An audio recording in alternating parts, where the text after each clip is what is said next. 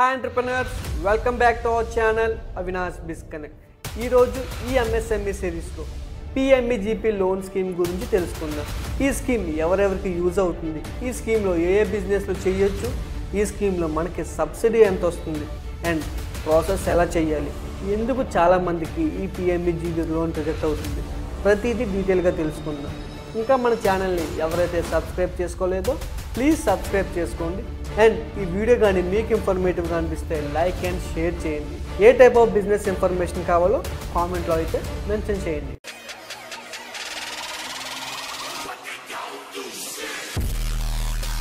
PMEGP ప్రధానమంత్రి employment generation programme. ఈ scheme వచ్చేసరికి ఎవరైతే కొత్తగా బిజినెస్ని స్టార్ట్ చేద్దాం అనుకుంటున్నారో వాళ్ళకైతే చాలా యూస్ఫుల్గా ఉంటుంది. ఈ స్కీమ్లో మనం MSME micro small and medium enterprises బిజినెస్లు అయితే స్టార్ట్ చేయవచ్చు. ఈ స్కీమ్లో మనకి అప్ టు 25 lakhs వరకు అయితే లోన్ అయితే రావడం జరుగుతుంది అండ్ సబ్సిడీ వచ్చేసి అప్ టు 35% అయితే ఇవ్వడం జరుగుతుంది. ఈ స్కీమ్లో మనం ఒకవేళ మ్యానుఫ్యాక్చరింగ్ బిజినెస్ని స్టార్ట్ చేస్తే లైక్ పేపర్ కప్స్ అవ్వచ్చు, పేపర్ ప్లేట్స్ అవ్వచ్చు, LED బల్బ్స్ అవ్వచ్చు, టెక్స్టైల్స్ అవ్వచ్చు, లేక ఫుడ్ ప్రాసెసింగ్ యూనిట్స్ అవ్వచ్చు, ఇలాంటి మ్యానుఫ్యాక్చరింగ్ ఏమైనా స్టార్ట్ చేయగలిగితే మనకి అప్ టు 25 lakhs లోన్ అయితే రావడం జరుగుతుంది. అండ్ సర్వీస్ బిజినెస్ని ఎవరైతే స్టార్ట్ చేద్దాం అనుకుంటున్నారో లైక్ రెస్టారెంట్స్ అవ్వచ్చు, కెఫేస్ అవ్వచ్చు, బ్యూటీ పార్లర్స్ అవ్వచ్చు, జిమ్స్ అవ్వచ్చు, ఎడ్యుకేషన్ ఇన్స్టిట్యూట్స్ అవ్వచ్చు, ఇలాంటి సర్వీస్ బేస్డ్ బిజినెస్కి మీకు అప్ టు 10 lakhs లోన్ అయితే రావడం జరుగుతుంది. అండ్ మ్యానుఫ్యాక్చరింగ్ బిజినెస్కి సబ్సిడీ వైజ్ వచ్చేసరికి 35% రావడం జరుగుతుంది అండ్ సర్వీస్ బేస్డ్ బిజినెస్కి సబ్సిడీ వచ్చేసి అప్ టు 25% అయితే రావడం జరుగుతుంది. అండ్ మనం ఇప్పుడు కేటగిరీ వైజ్గా చూసుకుంటే ఓసీ క్యాండిడేట్స్కి ఎవరైతే సిటీస్లో ఈ బిజినెస్ని స్టార్ట్ చేద్దాం అనుకుంటున్నారో వాళ్ళకి సబ్సిడీ వచ్చేసి అప్ టు 15% అయితే రావడం జరుగుతుంది. అండ్ ఎవరైతే విలేజ్లో బిజినెస్ని స్టార్ట్ చేద్దాం అనుకుంటున్నారో ఓన్లీ ఓసీ క్యాండిడేట్స్కి అప్ టు 25% అయితే సబ్సిడీ అయితే రావడం జరుగుతుంది. And SC, ST, OBC and women క్యాండిడేట్స్కి ఎవరైతే సిటీస్లో స్టార్ట్ చేద్దాం అనుకుంటున్నారో అప్ టు 25% అయితే రావడం జరుగుతుంది. అండ్ ఎవరైతే విలేజెస్లో బిజినెస్ని స్టార్ట్ చేద్దాం అనుకుంటున్నారో అప్ టు 35% అయితే మీకు ఈ స్కీమ్ అండర్లో రావడం జరుగుతుంది. అండ్ ఈ స్కీమ్కి వచ్చేసరికి ఒకవేళ మీరు ఒక 10 లక్షల లోన్ తీసుకుందాం అనుకుంటే ఓసీ క్యాండిడేట్స్ 1 lakh అంటే 10% అయితే మీ అకౌంట్లో చూపించాల్సి ఉంటుంది. And SC candidates, SC, ST and OBC women candidates వచ్చేసి మీ అకౌంట్లో 5% అంటే 50,000 చూపిస్తే లోన్కి ఎలిజిబుల్ అవుతారు. అండ్ నెక్స్ట్ వచ్చేసరికి ఏ బ్యాంక్స్లో ఈ స్కీమ్ అనేది అవైలబుల్గా ఉంది అంటే పబ్లిక్ సెక్టర్ బ్యాంక్స్లో ఏ బ్యాంక్ అయినా సరే ఈ స్కీమ్లో మనం ఎన్రోల్ అవ్వచ్చు. అండ్ ఇంకో మెయిన్ థింగ్ ఏంటంటే మీరు 10 lakhs లోపు తీసుకుంటే మీకు ఎటువంటి కొలాటరల్స్ అవసరం లేదు, అంటే ఎటువంటి తాకట్టు అవసరం లేదు. 10 lakhs కంటే ఎక్కువ తీసుకుంటే మీరు ఏదైనా ప్రాపర్టీ షూరిటీ పెట్టాల్సి ఉంటుంది. అండ్ ఈ లోన్ PMEG లోన్లో ఇంట్రెస్ట్ రేట్ వచ్చేసి మనకి అప్ టు 10 to 12% అంటే రూపాయి వడ్డీకే ఈ PMEGB అండర్లో మనకి లోన్ రావడం జరుగుతుంది. ఇంకోటి ఏంటంటే చాలామందికి అప్లై చేసినా సరే రిజెక్ట్ అవుతూ ఉంటుంది. ఎందువల్ల అంటే మీరు బేసిక్గా PMEGB లోన్కి వెళ్దాం అనుకున్నప్పుడు ఫస్ట్ ఆఫ్ ఆల్ మీరు డైరెక్ట్గా ఆన్లైన్ వెబ్సైట్కి వెళ్ళి అప్లై చేయకండి.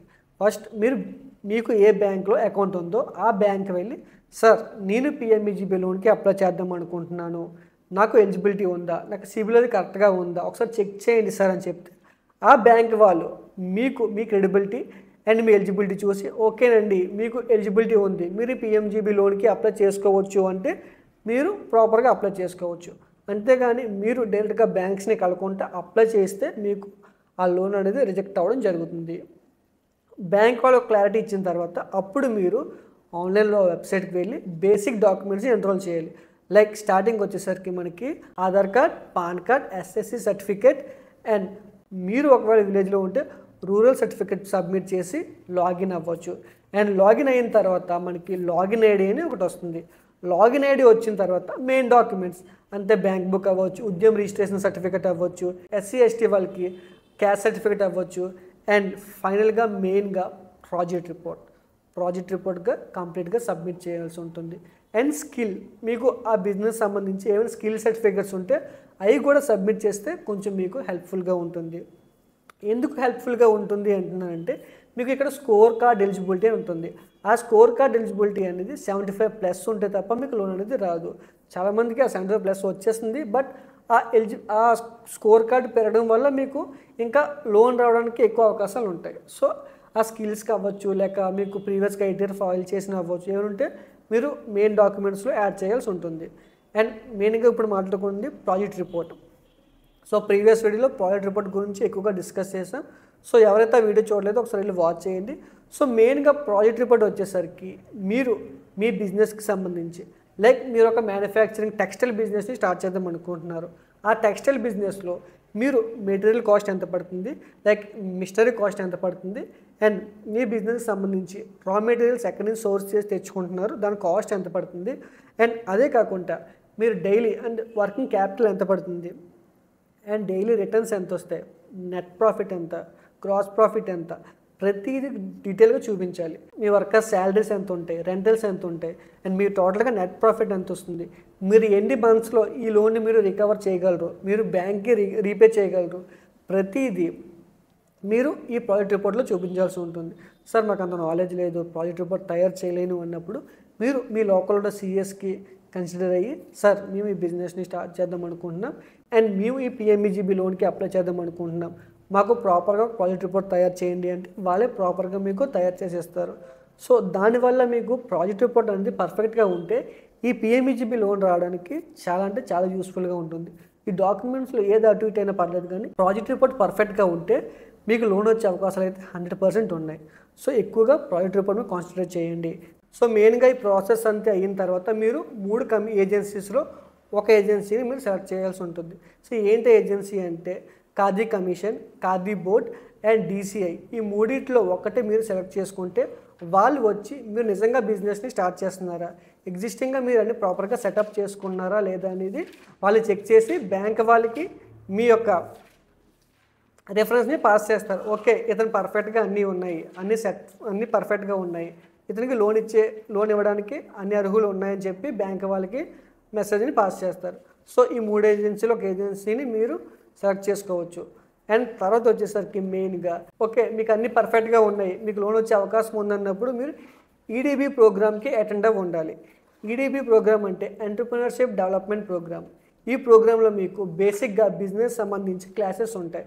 అసలు మీరు బిజినెస్ ఎలా స్టార్ట్ చేయాలి, ఆ బిజినెస్ సంబంధించి మీరు బేసిక్గా మార్కెటింగ్ ఎలా చేయాలి, కస్టమర్ డీల్ ఎలా చేసుకోవాలి, అండ్ మీరు మీ ప్రోడక్ట్ని ఎలా సేల్ చేయాలి, మార్కెటింగ్ ఎలా చేయాలి, అండ్ మీ వర్కర్స్తో ఎలా మీరు మెయింటైన్ చేయాలి, and me project reports files అనేవి ఎలాగ ప్రాపర్గా ఫైల్ చేసుకోవాలి అనేది బేసిక్ డీటెయిల్స్ అన్ని ఈ EDB ప్రోగ్రాంలో మనకి నేర్పించడం జరుగుతుంది. అండ్ EDB ప్రోగ్రామ్ వచ్చేసి మనం డైలీ ఒక ఎగ్జామ్ రాస్తే ఈజీగా క్వాలిఫై అవుతాం. సో మెయిన్గా EDB టెస్ట్ మీరు క్వాలిఫై అయితే మీకు సబ్సిడీ అనేది రావడం జరుగుతుంది. సో దీన్ని కొంచెం కాన్సిడర్ చేయండి. EDB ప్రోగ్రామ్ కూడా కొంచెం ప్రాపర్గా వినండి. మీరు కంప్లీట్ చేస్తే మీ ఎగ్జామ్ అనేది కంప్లీట్ అయిపోతే మీకు సర్టిఫికేట్ అనేది రావడం జరుగుతుంది. ఈ సర్టిఫికేట్ అనేది డైరెక్ట్గా మీ బ్యాంకే అప్లోడ్ అవ్వడం జరుగుతుంది. అండ్ అప్లోడ్ అయిన ఒక 4 to 5 monthsలో మీకు సబ్సిడీ మీ అకౌంట్కి క్రెడిట్ అవుతుంది. అందరూ ఏమనుకుంటారంటే మీరు ఇప్పుడు అప్లై చేయగలి 1-2 monthsలో లోన్ వచ్చేస్తుందని. కాదండి, మీరు ఎప్పుడైతే మీరు లోన్ని అప్లై చేస్తారో 4 to 5 months లోపు లోన్ అనేది మీకు క్రెడిట్ అవ్వడం జరుగుతుంది. అండ్ సబ్సిడీ వచ్చేసి మీకు లోన్ వచ్చిన అనదర్ 4 to 5 months లోపు మీకు సబ్సిడీ అనేది క్రెడిట్ అవ్వడం జరుగుతుంది. అండ్ సబ్సిడీ అనేది మీరు ఫస్ట్ మంత్ నుంచి యూజ్ చేయడానికి అవ్వదు. మీ హాఫ్ టెన్యూర్ అయిన తర్వాత అంటే 50% అయిన తర్వాత నెక్స్ట్ 50%లో మీరు ఆ సబ్సిడీ డైరెక్ట్ అయ్యి మీ రిమైనింగ్ అమౌంట్ పే చేయాల్సి ఉంటుంది. మీరు PMEGB లోన్లో ప్రాపర్గా ఫోకస్ చేయాల్సింది ప్రాజెక్ట్ రిపోర్ట్ మీద అండ్ EDB ట్రైనింగ్ మీద. ఈ రెండు మీకు ప్రాపర్గా ఉంటే లోన్ అండ్ సబ్సిడీ అయితే ఈజీగా రావడం జరుగుతుంది. అండ్ నెక్స్ట్ వీడియోలో మనం ఇంకో స్కీమ్ గురించి డిస్కస్ చేద్దాం. Until then take care, bye bye.